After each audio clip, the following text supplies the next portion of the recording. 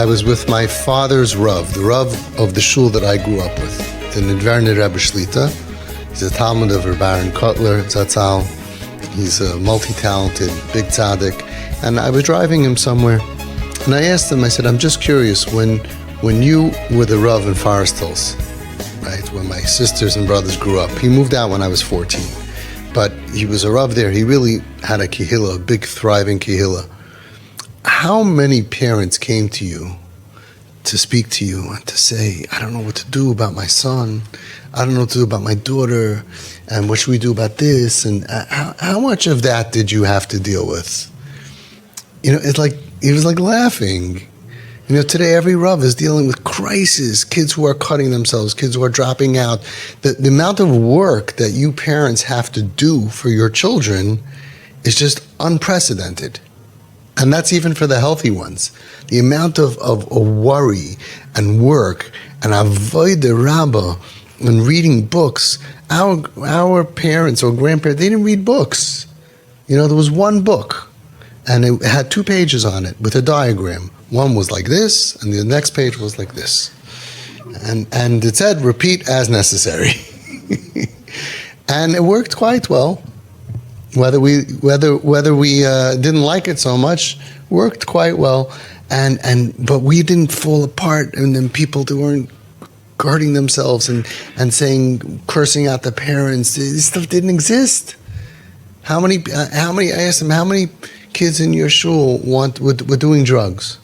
None. How many kids in your shul were in psych wards? You know, none. How many parents came in crying, we don't know what to do, we were told to lock our kid out of the house. And we had some guys in our shul who went off the derech. There were some things that happened, but there was none of this crisis stuff. There was none of it.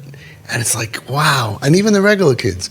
The regular kids, regular parents today do so much for their children. It's unbelievable, and each one needs a tutor and an OT and a PT and an MP3 and nobody just works. You know, there's like one APK, autopilot kid, that's on autopilot and somehow manages to actually come home, do homework. Their hands are working, they can draw. Most of the kids need something's not working, and it's like, well, you need all kinds of therapy from the time that they how to swallow, how to use their tongue. Any of you know about these kids that their tongue doesn't work properly? We got one of those, and they don't swallow well. And it's like, all you need to do when you're born is swallow. I mean, how hard is that? Just concentrate. You know, maybe we should try that, you know? And there's all kinds of stuff now, all kinds of diagnosis, and everybody has anxiety, and everybody has a little of this, and everything is stamped. If you're a little,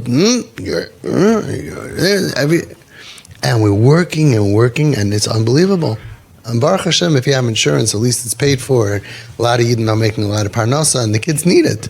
The kids really need it. So kids go to school, and then they come home, and they have like work. You know, this tutor, that tutor, this tutor, that tutor. And the kids who are struggling, where yeshiva is painful for them, and then they come home, and we're like, because we love you, and we have to, which we do, we hired a special pain professor that's going to come give you extra pain at night.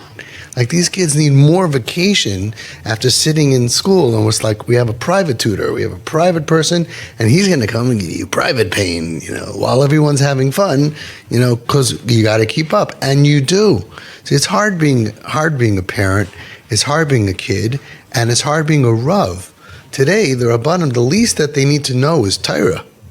They need to know how to deal with all kinds of problems. I spoke to a big Rosh Hashiva. He said, I became a Rosh Hashiva because of my knowledge in Torah. I learned for 20 years, 30 years. He's a Talmud of this, Talmud of that. He goes, if I had to lose one thing, it would be my Torah. He goes, now I'm dealing with Bachrim with problems. Yesterday, a 10th grade Rebbe of a top yeshiva came over to me to shmooze. He says, you don't know how many boys are struggling with stuff, Hashem Yerachim. In a top yeshiva? I went to a top yeshiva. I don't know what I was doing there, but I went to a top yeshiva. How many guys were struggling? I don't know.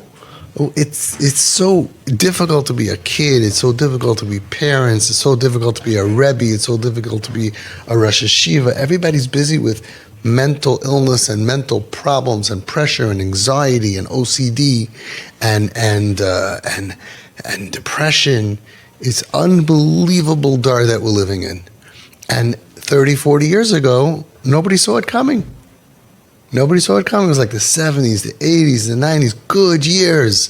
Basically, Klal Yisrael was like steiging, and everybody was going, frummer and frummer and frummer, and nobody dreamed that we could be having now an epidemic, a pandemic, where the nicest families in Klal Yisrael are just struggling with kids they don't want to live, and they're struggling with being an atheist, dating goyim, doing drugs. When we grew up, drugs are for goyim.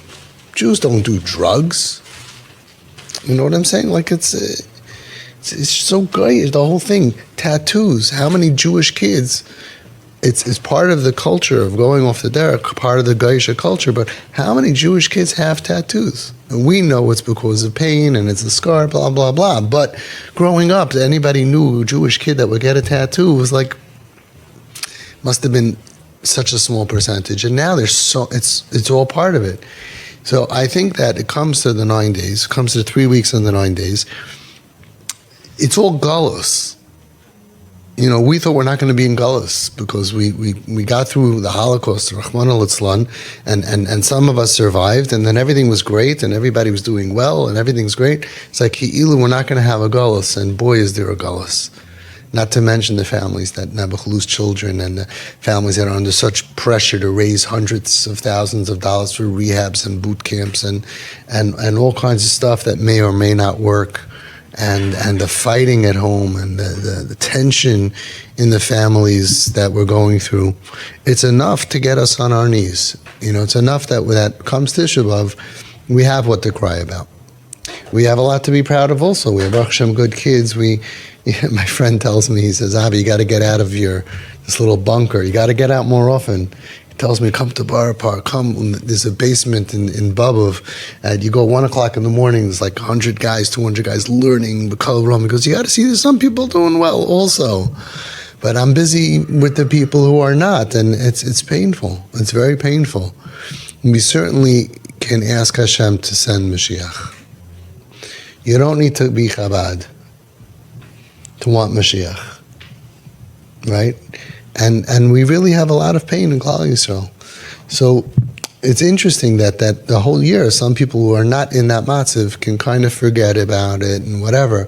And Hashem gave us a mourning period to remember that this is really not our home, and we're not supposed to be here. That's the bottom line. And really, I look at the kids and the next generation, all their pain and confusion and the pain that we have for them, we adults have to take responsibility, because every generation that the Beis HaMikdash is not rebuilt, ki'ilu nechrav, means that if there would be a Beis HaMikdash this year, and we carried on and behaved the way that we do, it would be destroyed. Wow.